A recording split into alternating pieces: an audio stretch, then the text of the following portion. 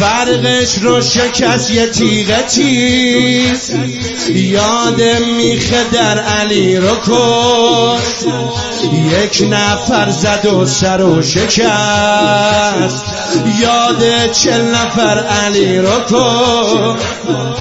چادر زهرامو بیارید و بذارید روی چشمام، یه کمی آروم بگیره دردان، دیگه امشب خسته میری و دل زارم اسیر غم میشه، میری و داره خاک یتیمی سرم میشه، میری و دل آوارم آروم نمیشه.